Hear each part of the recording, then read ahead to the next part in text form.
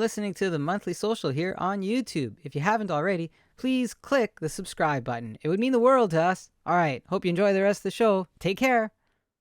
Hello, everyone, and welcome to the Monthly Social Music Spotlight. I am your host, Guido Perino, and we're about to get grandiose, funky, American style with a living legend and rock and roll pioneer.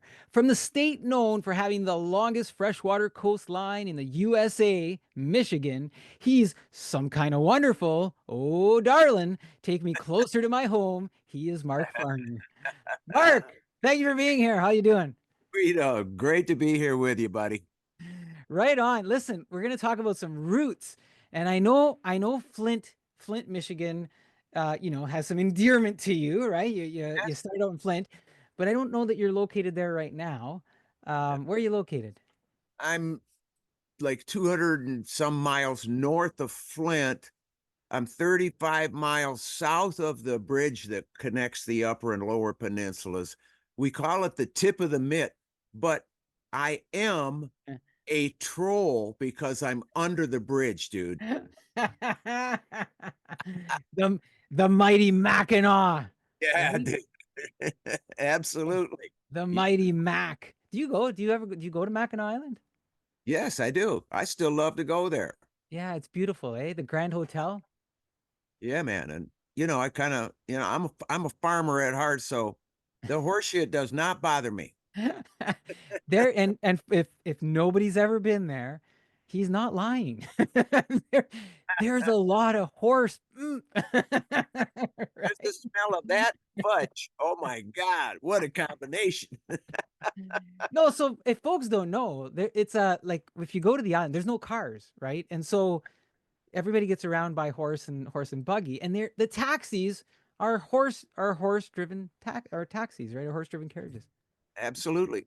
And a lot Yeah. of bicycles. A lot of bicycles. A lot of bicycles. And for folks as they're tuning in, we realized, Mark and I, that we're kind of lifelong neighbors, right? Yeah, Because I'm from Sault Ste. Marie, Canada, which is a really a stone's throw, down to the Mackinac and down to the Petoskey area, right? So, yeah. look at what's I always ask a guest, what's something interesting about where you're at right now, about the place? Uh, it's got clean water. I mean, the Great Yeah, Lakes, as you mentioned, the longest freshwater shoreline.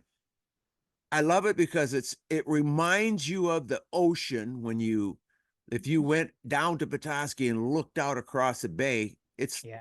you can't see Wisconsin, but it's over there. The curvature of the earth prevents you from seeing it.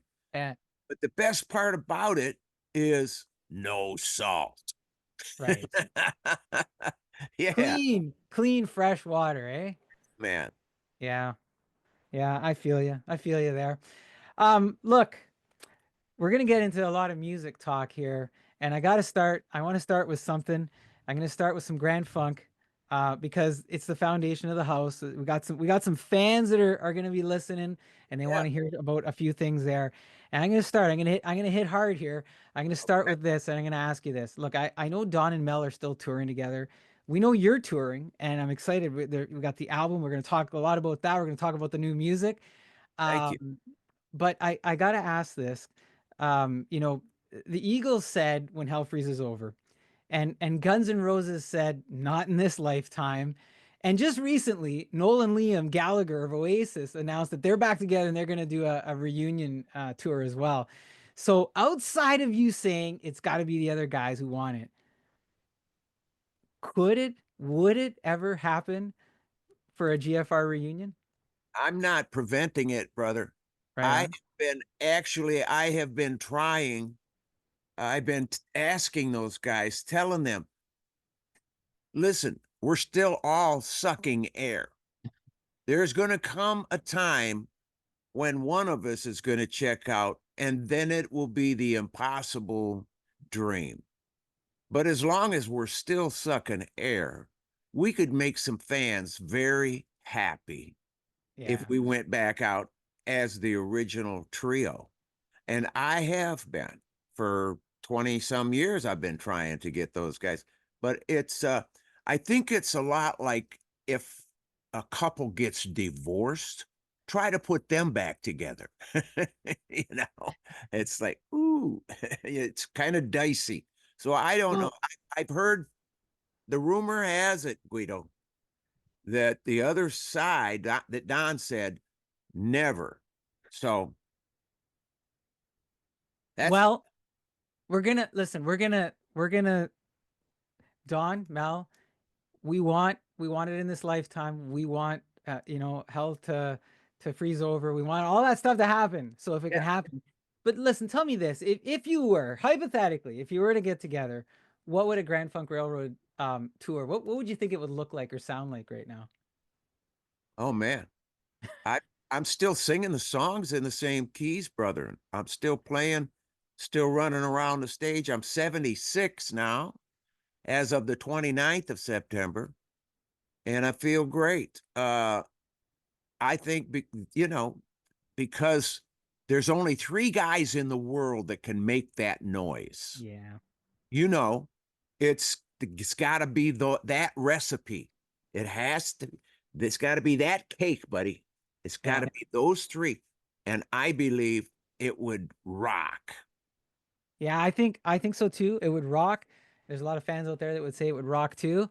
I got it. So let me ask this, and we're talking bands, and Yeah, I was having a conversation with the kids, a couple of weeks ago, and we started talking about bands and what happens with them, and they asked me. They said, "Dad, what makes a band break up?" Um, and I thought, well, I've never really been in a band where I can truthfully answer that. I mean, I have ideas and theories, right? But yeah. Mark, what makes a band break up? Well, I think it's difference of opinion. It's if someone gets taken advantage of and then it's discovered there's always a bitter note and overcoming the hurt, especially with musicians, because we are Yeah. such temperamental people. Unbelievable. Very temperamental. So Mark, look, is it the artistic side or is it the business side or is it maybe just a combination of both sometimes? I think it's the artistic side. Yeah. Seriously. Yeah. So let me ask you another question. I'm just moving away from GFR now a little bit. A little bit. I want to Yeah. ask about Peter Frampton. Is there any truth to the rumor that you wanted Peter in your band at some point? No, I mean, we talked. We Oh, said, what about if we were going to add a guitar player? Who would we add? And Peter's name came up, but that's it. We did that's it. not approach it. But and how that got out, brother, you I don't know, but you're not the only one who was Interesting. inquisitive about this. Yeah, man. Yeah, and what's interesting about that is that it got out before there was ever internet. Because now Yeah. everything gets out, right, Mark? Oh yeah, So yeah. right, right. So look, Peter Frampton, he did post something online, and I wanted to ask about this. He posted a post, like he typed something out, and he said this. He goes, "I wonder if Mark Farner still has this white Gibson Custom SG that I'm holding." And there's a picture of him holding this guitar. And then he goes on to say that Steve Marriott sold it to you when you were all touring together. Do you Yes, he did. do you have it? No, I gave it to my brother when we were done with the E Pluribus Funk album and did the Oh, tour afterwards. First of all, I wrote and recorded every song on E Pluribus Funk with that white SG. It was very easy to play. It was like, but it did not hold up too good to my roughness. And so anyway, I gave it to my little brother, and I don't know what happened to it from there, but I got the word back to Peter, just what I just told you. I oh, got right on, right on. to him. So he knows about it because I was sitting there wondering. I'm like, yeah, I wonder if he knows and what's going on with it. Speaking of guitars, do you still have your Musicraft Messenger guitar? Right there, buddy. Oh, All right, it's in the background, sitting there, eh? Yeah, just sitting there idling. Beauty. Look at that. Look at all the stuff you got going on there. And those that's all real. You're not Yeah, digitizing any of that. there's nothing digital back there. It's all analog. Oh, look at that, eh? That L5S setting here was the one I cut American Band with. Gibson gave me that. I went into their factory and into the warehouse where they stored all of the wood slabs. Yeah. It's a climatized big, and they said, "Okay, go pick out your guitar." And I looked over. I mean, it's just wood, dude. I mean, just slabs of wood. So I went over and I looked at something. And I said, I'll take this one." That's her sitting right there. That's beautiful. Mark, do you just leave them hanging out with you the whole time, or do you put them away ever, or do anything with them, or I have them out for when I do podcasts, yeah, but when we get to work, I put them away. I don't want anybody picking them up. I'm a very stickler on this because I've been with people, I've been around people who did not respect the fact that you are supposed to get permission from the owner of an instrument before you lay a finger on it. yeah. I've been around people who just don't know any better. And it's embarrassing to have to talk to them and say something to them. So I put the stuff away. Makes a no, but you make a good point. It's a relationship, right? Like it's a special relationship that you have with the instrument, with the guitar. Like you Very so. yeah, you bare your soul with your guitar when you're playing and stuff, right? And you just don't want anybody handling it in certain ways, right? Exactly. So yeah. Exactly. Look, I thank you for entertaining some of my GFR questions. Do you ever get tired of getting those questions or answering them, Mark? Or no? No, it's part of who I am, brother, and I'm proud of it. So talking about being proud, you your music accomplishments, you got over 30 million records globally, 16 gold and platinum albums. Now you've got this new album, that we're going to talk about here in a few moments.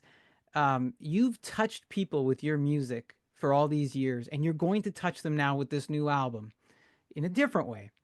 Yes. Uh, how do you process all of that? How do you process that you've got this relationship with people in the way that you do?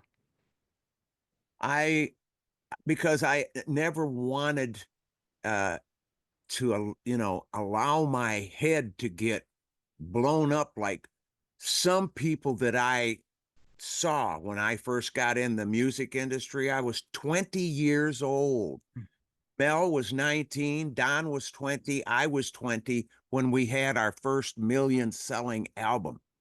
So we were just youngsters, but we were around some of the professionals that, man, they thought, they were the stuff. And I did not like that attitude. And I didn't like the way uh, some people, when they get to that status, they talk down to Mm. their road crew, or they'll go into a new venue and talk down to the damn crew. And man, that don't get it with me. Man, we are all in this thing together. We are all family, and you don't treat family like this. So I have purposed in my heart not to allow that to lift my brain up beyond, what's real. And if I pinch myself, it hurts there. And you extend that to your fans. Yes, I Yeah. am who my songs say I am. Let's talk about that for a second. When you All right. say I am who my songs say I am, Yes. um, what is the one most important thing that we should extract from your songs that tells us who you are? And is the new album more of that? The one thing that tells who I am is my reference to love, because as I am aging, and like a fine wine, you know, I am developing beyond the childish things. My my adolescence is back then, uh, but I treasure it because I had to live through that part. But in 2012, I um, passed from this body. I left my bone suit. I died on the table at Harper Hospital in Detroit, and I left twice and come back. And the last thing I heard this doctor saying to my wife, "We got him back twice. There's no guarantee we could get him back a third time. We got to get him to OR stat." And when he said stat, it was like MASH 4077. People were just scrambling, and I went down. They put a pacemaker in me. But upon departing this bone suit, I felt the lifting of burdens. I felt the debt consciousness, DEBT. That is a four-letter word that people need to know. It's the worst uh, word because of what it represents in any language. And like Bob Marley said, we must emancipate ourselves. And I know what he was talking about, because when I left, I felt this burden lift. I felt the freedom of no debt consciousness. And then when I re-entered my bone suit the second time, I was shown where this debt consciousness is the plague of all mankind. Indebtedness to anyone for any reason is unacceptable. You have to set yourself free, and it has to be you that does it. No one's going to come along and take the magic wand and tap you or slap you in the forehead and knock you down and tell you you're healed. No, it has to be you, under the understanding of, and this is really, it is your relationship with love. And once you leave this bone suit, you understand that it was love that put you in this thing, and love takes you from this thing. And as the Beatles said, the love you take is equal to the love you make. It is. That debt consciousness is more than just financial debt. It is various types of debt. And listen, it's all our imagination, because you cannot go down and buy some at the drugstore. Eh? I mean, let's see what this looks like, or have a dump truck back up into the backyard and dump you a load so you can wade through it and really get a feel for this debt. No, it's here. And it becomes stress when you allow it to accumulate, because it is accumulative in its nature. And each layer pushes you down. It's smashing you down. And you don't realize it because it's not in random access memory. It's in ROM, it's in read only back there. And you're not keeping track of it. No one can keep track of it. So those who wield this debt, not just the financial, it's the unfulfilled expectations of other people upon you. It is the regret that you have for doing something or having done something that accumulates, that suppresses the beautiful person that you are, because you're afraid to let it shine out of this debt consciousness. We have Mark, to allow ourselves to set ourselves free and let ourselves off the hook, brother. So, Mark, you have a life-altering moment, really, a life-altering experience, Yes, and out of that, it manifests in how you approach everything through a lens of love. Okay, yes. do you pour that into your music now? Absolutely. Well, you can't avoid it. Once you have embraced it and once you start, because the process is not over. I mean, just because you've discovered it and just because you were able to see it and get rid of some of it that was obvious, Yeah. there's still that has accumulated and is lurking down in there that you need to dig out. And I pray before that I put my feet out onto the floor in the morning. Uh, I say, Lord God, please show me where that anchor is. I want to take the bolt cutters and cut the chain to that anchor that is holding me back from being all that I can be with love. And it works because as soon as I remember something, as soon as I recall something, it's gone because I can allow myself that leeway to just let it go. It's gone. Oh, thank you. And I feel better. And I feel better when other people are getting it, when other people are setting themselves free, because you get a movement like this happening, and we can change the world. That song can change the world. So let's talk about this for a second because it sounds like you're talking to the common man, if I can use that reference. Yes. And if I could tie it back into your music right now, you've got your new album coming out November 8th. There's a single to follow. It's called Real, I think on November 11th. And in that, there's a one line in that song. You say, "I speak to the common man." And when Yes. I just listened to everything that you just said, you're trying to connect with everybody on a bit of a different level. Are Yeah. you speaking to the common man? Tell us about that. It is uh, self-humbling. I do it intentionally because there is nothing greater than love. And the definition of love is forgiveness, period. And when you can embrace forgiveness, when you can admit that you may have been wrong about something that you'd believed at one time,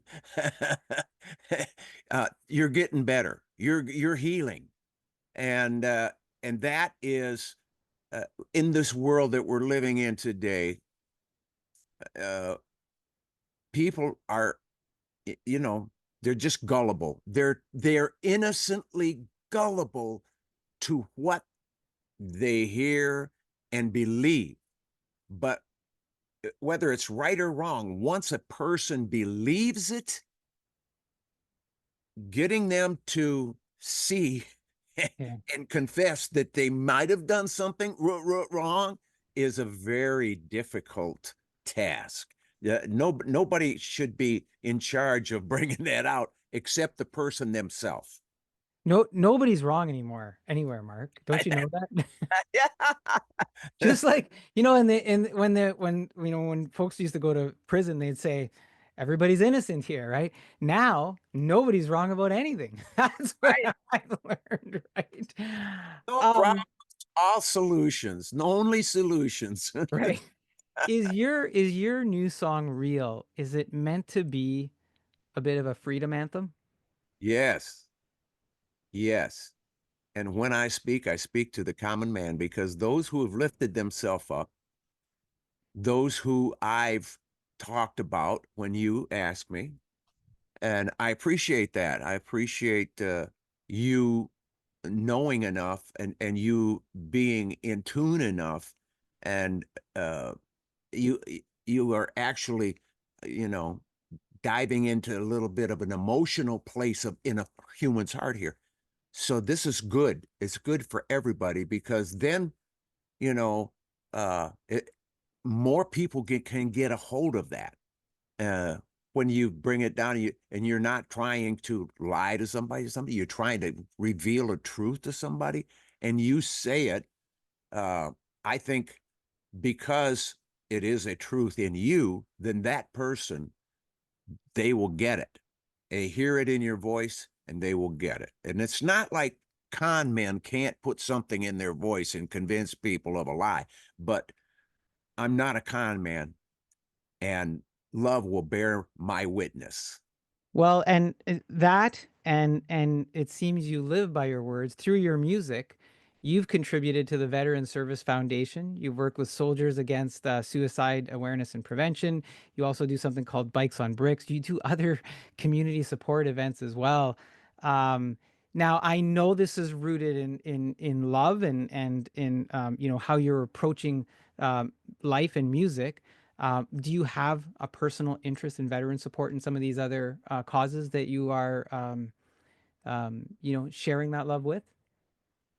Yeah, I do it out of love and compassion for those who follow orders, because I remember when I was just a young guy, someone said to me, told me to do something, and I said, "Why?" And they said, "Because I said so." And if I didn't follow that order then, I'd have got my ass set on fire. and and so it's from that point of view that I have strong love for our brothers and sisters at arms who are just following orders. They may not believe in the war or may not even know why, the cause, whatever. They're just following orders. My dad was a tank driver in the 7th Armored Division, World War II.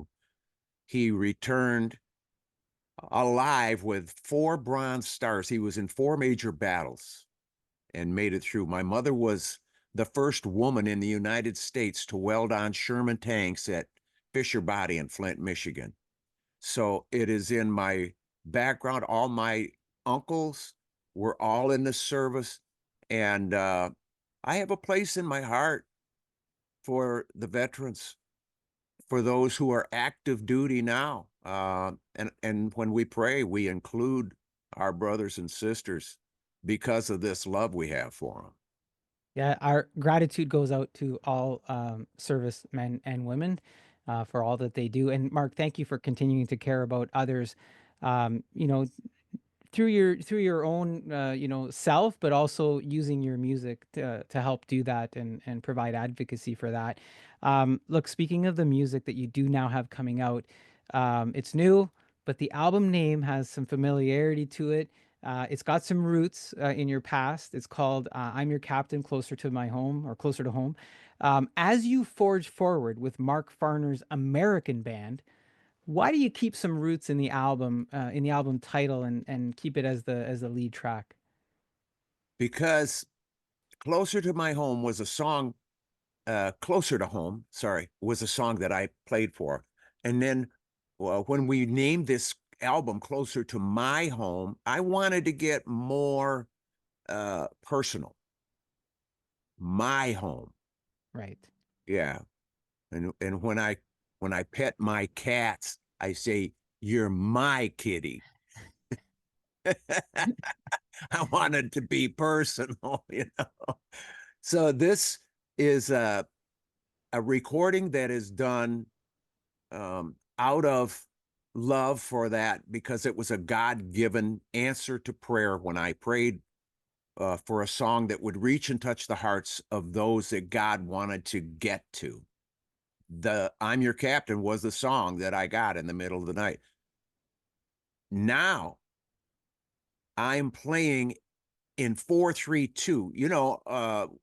A440 is the tuning standard for the United States, has been since 1953.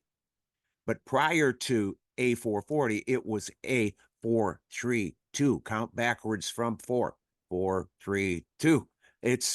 And that frequency is compatible with natural things, especially water. And a friend of mine sent me a link, and this guy had a 15-inch speaker, set it next to a kiddie pool on a deck. The kiddie pool's got, 6 feet around. It's got water in it.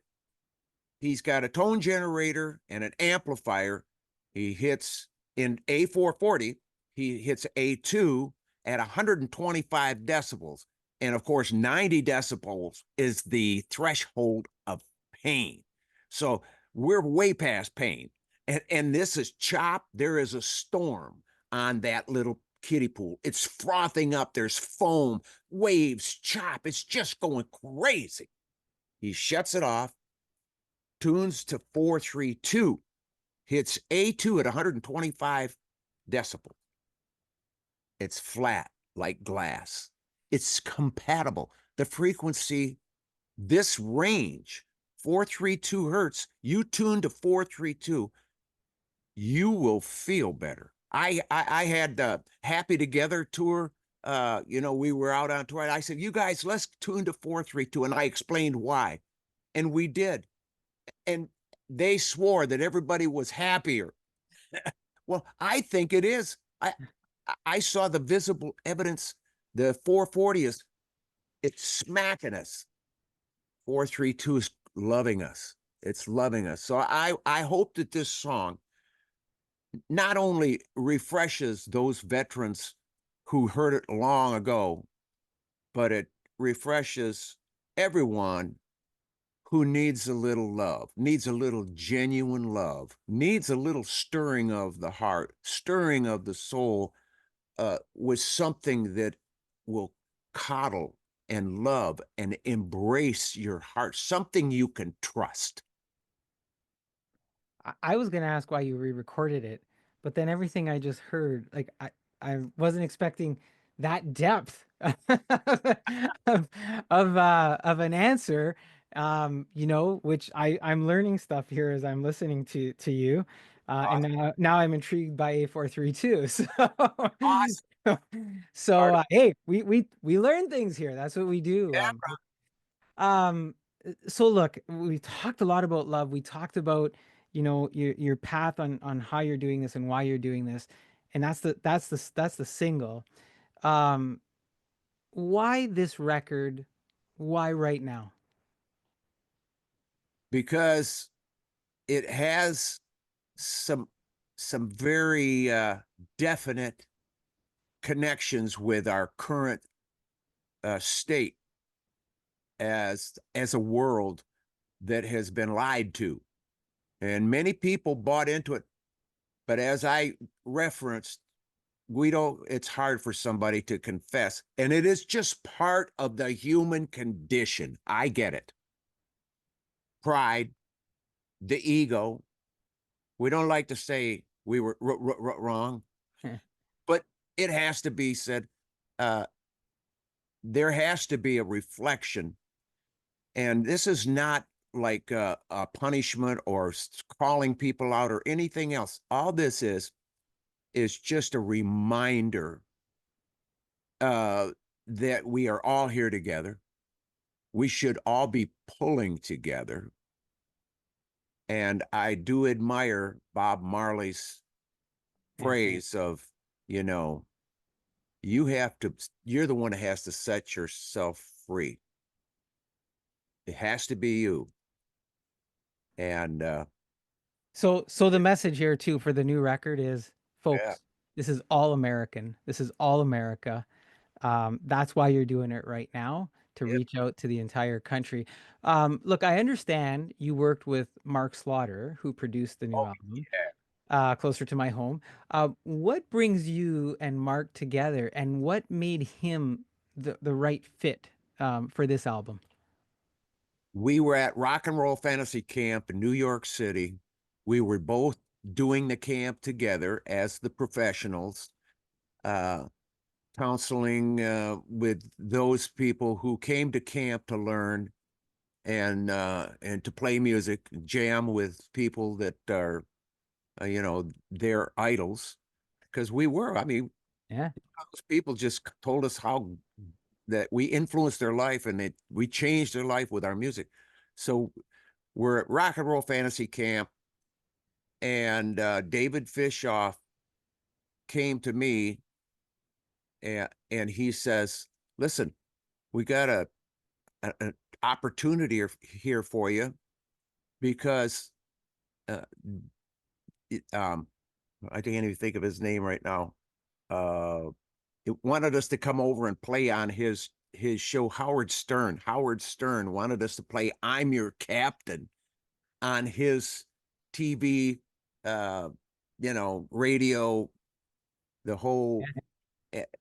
And I said, just by myself? He says, no, man, you can take any of these guys that you think they'll fit.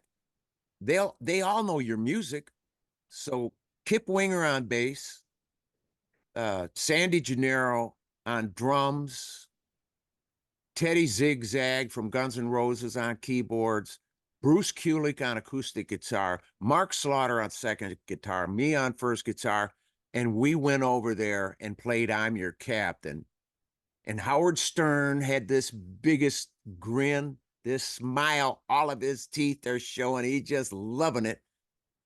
And I'm loving it because, well, I took my cans off. I cannot play with the headphones on. I took those cans off, and I was with the band, and I was only 2 feet away from Slaughter, and he's singing the "Am I in my cabin dreaming?" He's doing the harmony, dude, and it's like, oh my God, is he hitting these notes? He hit them perfectly. His pitch, his control, the vibrato, it was just like, pinch me. Did this just happen? And I told him after we were done recording the show, and give Howard a big hug, I went to Slaughter and I said, dude, I have to tell you, I didn't know you could sing like that. I mean, I knew you could scream, sing, but dude, you can sing. You got that nice, soft, sweet, on pitch voice. And he said, I'm going to send you some stuff that I've been working on. I want you to listen to it. So he sent me a few files that I listened to, and I was blown away at the production, at the cleanliness, at the placement in stereo, that you could point your finger and touch the guitar.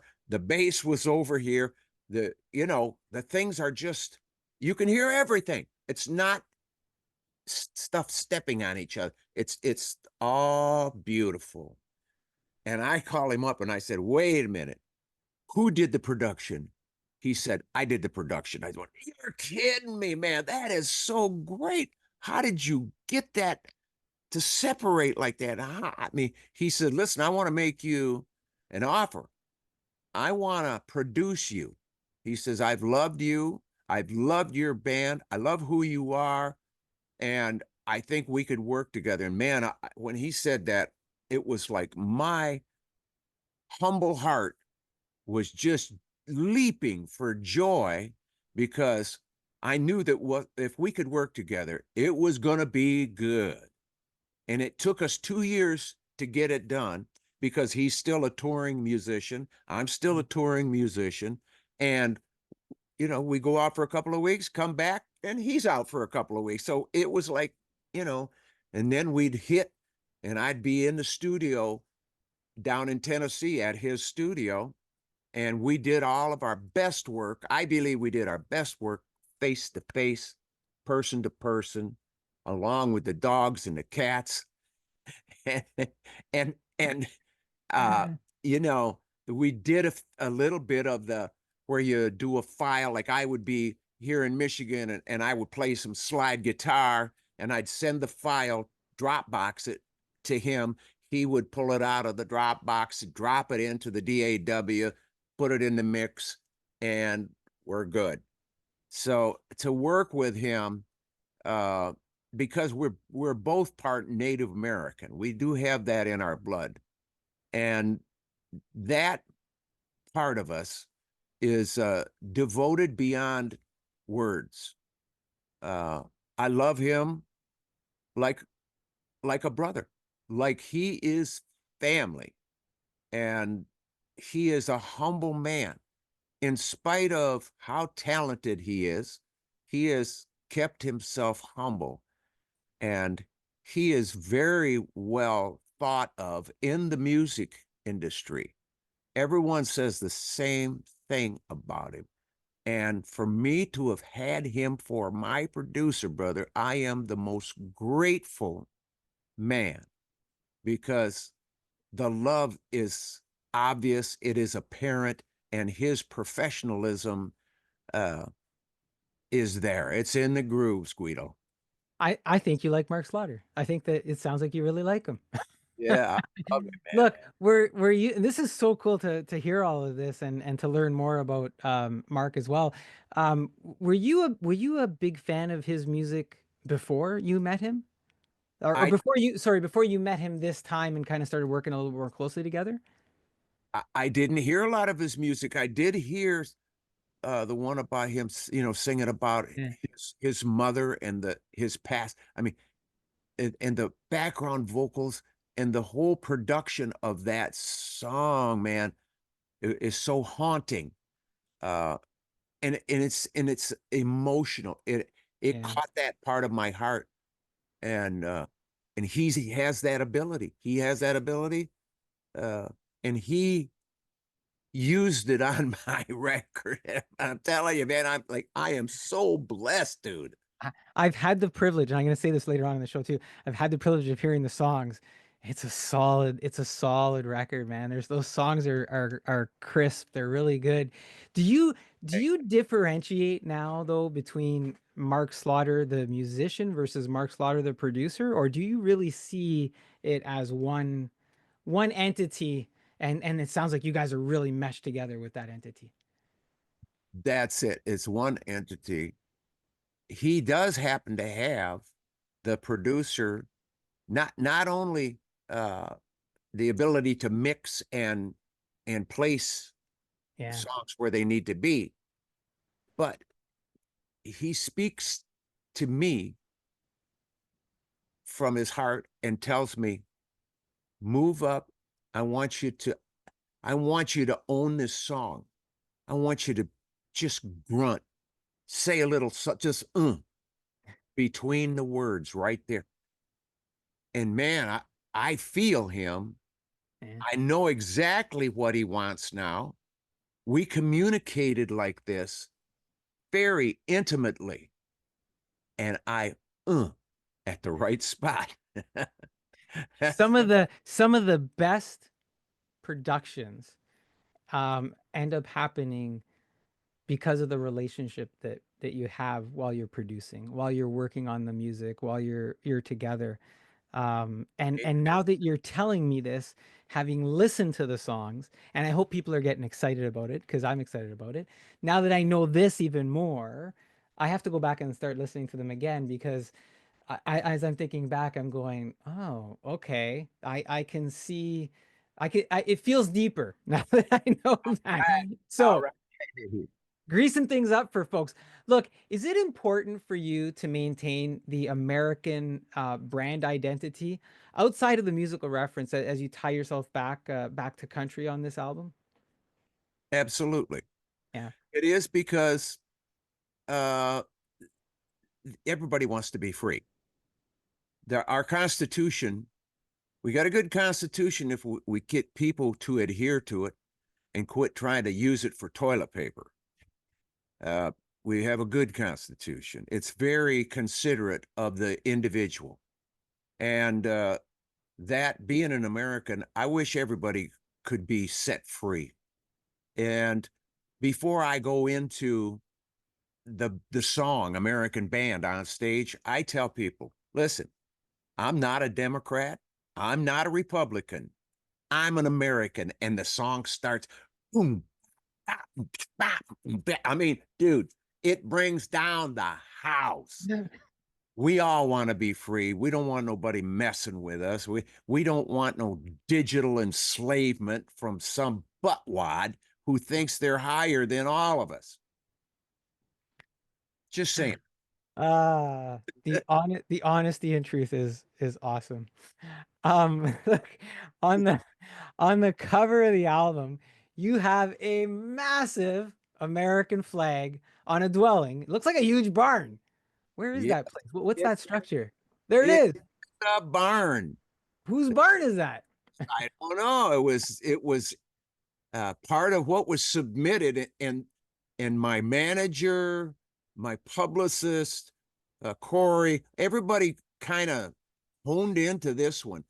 You can see it's if you look close, you can see that part of the roof is messed up, Mhm. and the clouds, they're just not all those white cumulus puffy.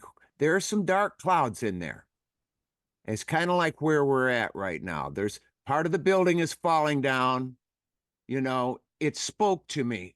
This picture spoke to me, and it's part of the healing process. And on the back, you see my Blue Betty, that hat that I'm wearing. That's a Yeah. Huck hat. Yeah, Huck Johns in Tennessee makes these hats, and he sent me this hat, dude, and it matches my guitar. My my Blue Betty matches my Betty Blue. You are styling and profiling on the back of that album there, Mark. Yeah, man, brother.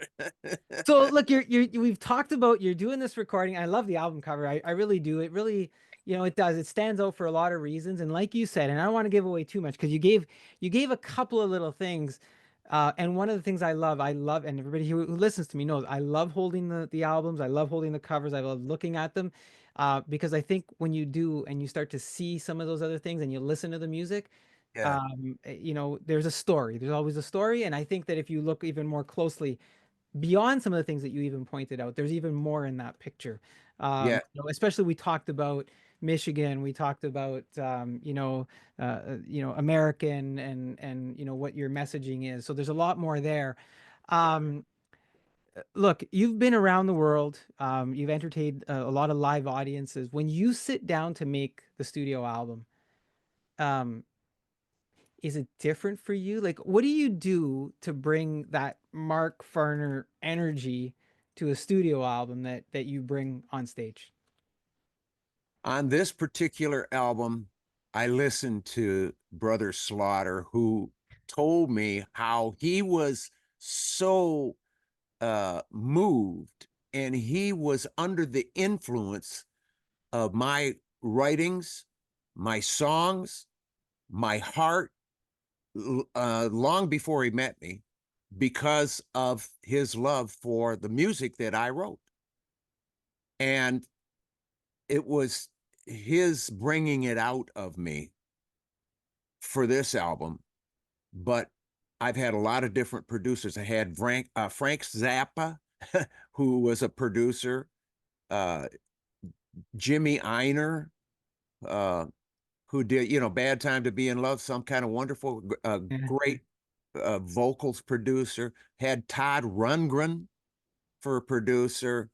Uh, you know, we've had some great producers, and they all bring a little something extra, a little something else out. Uh, Ron Nevison, wow, great producer. And all these guys helped us to develop, helped us to get a little something else, something that was not seen before, not heard before, something that was an element that needed that particular person to pull it out of us.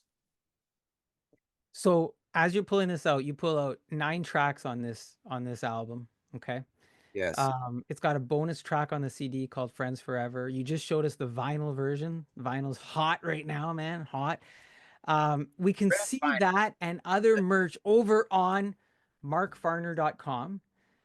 We're gonna hear some of your new tracks later on in the show. Thank you. And by the way, I also see on the website that you can pre-order the album. That's right. And What is that process like if somebody wants to pre-order, Mark? well, they can pre-order at markfarner.com, but what they're going to receive is an autographed version of the album, my signature right down here in the the stubble of the straw. Nice. That's an oat field there, yellow. It's not a hay field. Straw right across there, and on the CD, my autograph, which the CD has the Friends Forever. It's Jim Peterick and myself. Um, it was a wonderful experience to have written music, to have an involvement with Peterick, because he is a heartfelt guy too. We, you know, and he's a humble man. He's not puffed up about anything. He would talk to, it's like going out with Alice Cooper. He's sitting there eating. We're doing the Breadcrumbs album. We're at a restaurant. Guys come out of the kitchen and they got albums and stuff. Alice would take his fork and put his fork down to sign. He don't mind that they're interrupting his meal. He's not puffed up about himself at all. There's some very good people in this industry. There are, and I think you're one of them. So I just want to be clear. If they pre-order it, you're giving them your autograph on those Yes, pre-orders. yes, They buy it, and then once it's released, it gets sent out to them, right? that's right. Okay, right on. Um, Look at of all the songs, and there's 9. Do you walk around the house, or do you walk around ever? Do you find yourself humming any of the one songs more than any of the other ones?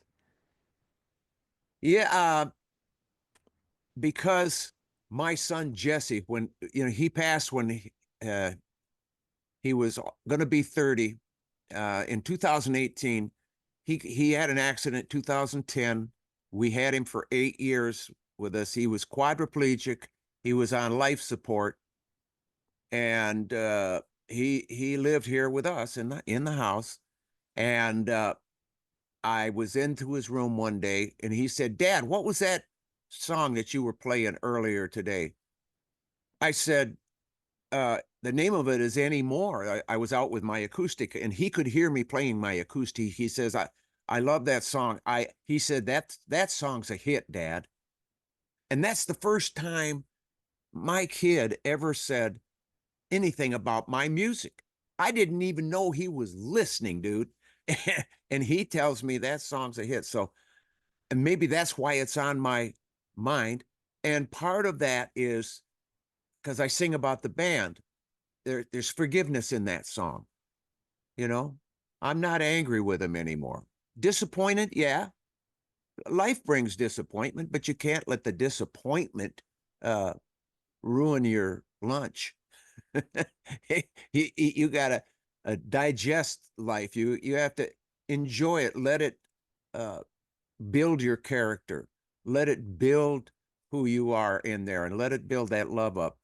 Um, and that because of that song, I think, and I'm out in the woods with my Yeah. chainsaw. I got electric chainsaws, buddy.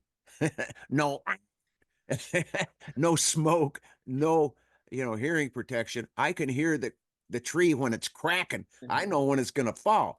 I'm looking at this thing, but I'm out there singing, singing in the barns, singing going in the tractor, singing going down the road. I never turned the radio on, Mm. ever. I never turned the radio on in a car, because that would stop the process by which I receive songs, and I want them to keep coming. That is a touching story, and again, you did it. You've done it to me again. I'm gonna now listen to that song differently. Um, Right. but thanks for sharing that. Up until that, I was gonna say like the song "Real" for me. It's a pretty rocking song. I see myself listen to that. Windows down in the truck, stomping my foot as I drive down a country road. Yeah. But up until that, my favorite so far has been "Oh Darlin'." It has this comforting melody. It feels like something that I've felt before, but it's new and it's got the rhythm. Are we gonna hear that as a single at some point come out or? Well, I'm taking advice. Okay. I am listening, Ah, and I appreciate your conjecture concerning that song, because, Slaughter says to me when I'm playing it.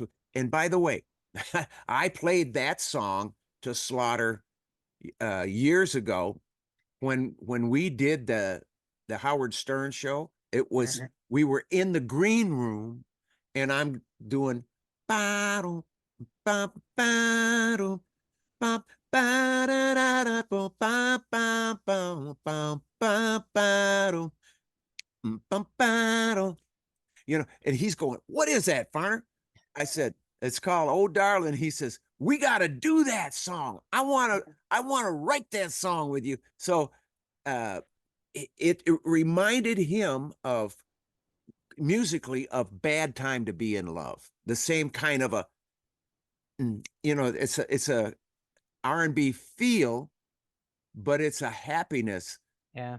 that your expression is happy, and all of the little intricacies in the song are, they're doing this. There's no hit. It's all going, yeah, man. It's all the hairs are lining up, and Yeah, it's got the progress. So it's interesting. The progression for me on that song was really good, and it just hits home, and that's why I fell in love with the progression of it. all Fell in right. love with the melody of it, and so. But now, like I said, you're making me go back because now I got the stories, and everybody else is gonna have the stories to go back and listen to some of this stuff. Yeah. Look, we started the show talking about your early recording career, and fans are always going to connect with Mark Farner 1.0. I think somewhere in between we had Mark Farner 2.0 because you dipped into some Christian music.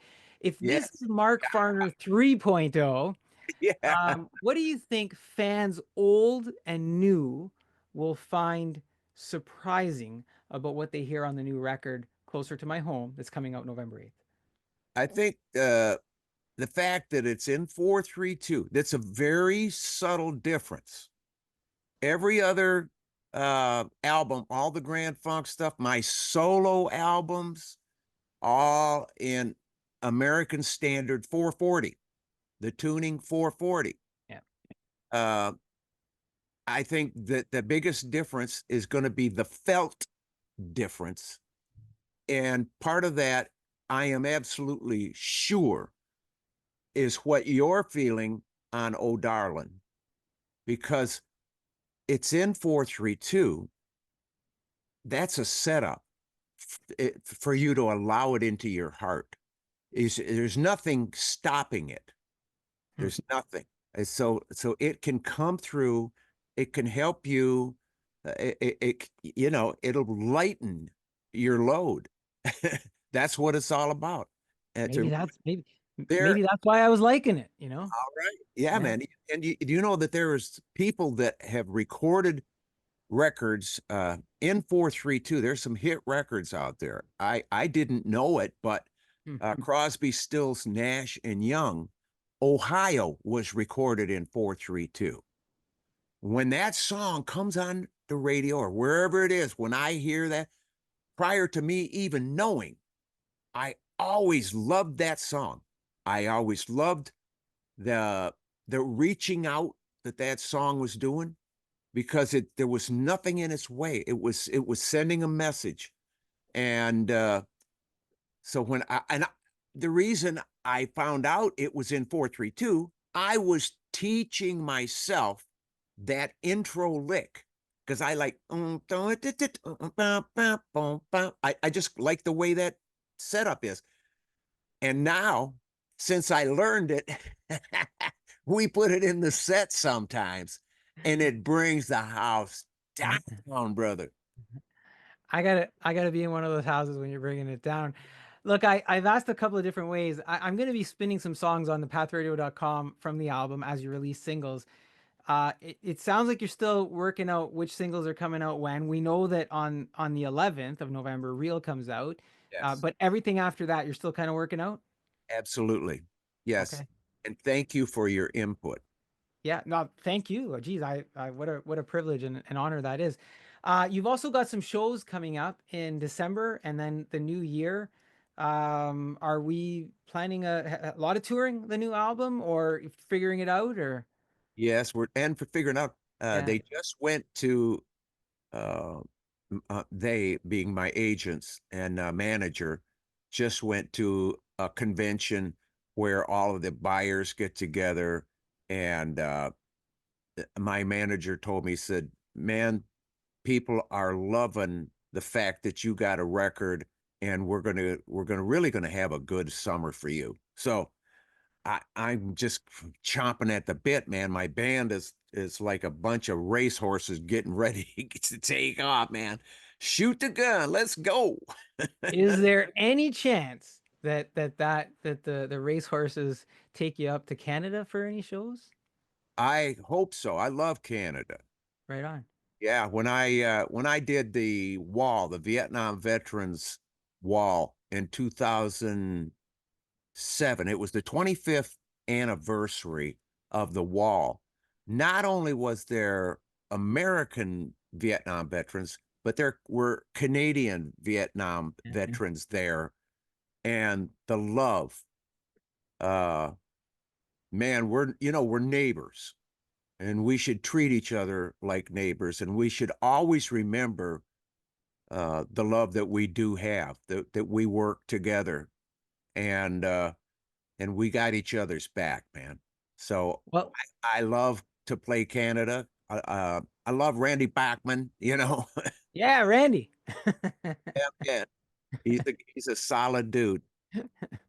Right on. Well, I'm gonna hope that you do come this way. I gotta come find you, even if you don't. I gotta come find you that way. Listen, I gotta ask you. You have a hat on there, and Yeah, it's Spring and Porter. Porter, Spring and Porter. That's a restaurant a friend of mine opened uh, over in the town of Petoskey, and he was a chef at a different restaurant downtown, and he told me, says, man, I'm gonna buy the old Italian restaurant out there, and man, pray for us that we do good. And he's a great hearted man, him and his wife, and uh they they are down to earth people, and they serve really good food, and it's a good atmosphere. And we go there and hang out. We just, my wife and I Right ate there on. the other night, man. I had some lamb chops that was so good. So shout out to our friends over at Spring and Porter out in Petoskey. Check them out. Mark loves them, so we're gonna do that. Look, man, I have drilled you with questions. I have such gratitude for the time that you have spent with me here and with our listeners. It's been truly, again, a privilege and honor to have you on the show. Is there anything you would like to leave us with before we have to let you go? Only to reiterate our purpose, all of us. If you got it, if you got a little hint of it through this interview with Guido and myself, press forward. It is worth your investment of understanding. With all that you get, whatever you get, with what's left of your life, get some understanding and set yourself free. It is you. It is you. I guarantee you, these words that I'm saying to you are true. You have to be the one to set yourself free. Then you are empowered to help others. Isn't it amazing? That is Mark Farner, who has been working for the winner, and that can be only you. He continues to shed his love from above as together we walk into the light. Oh, darling, he's going to keep it real as he brings us all closer to home. I will have Mark's links in the show notes. Stay tuned for some of his new music right here on the Monthly Social. Peace out, Mark. Thank you again. I hope we get to catch up real soon. And Thank we'll you, brother. get together and speak to the common man. Yeah, man. If I don't see you in the future, I'll see you in the pasture. Take care, brother.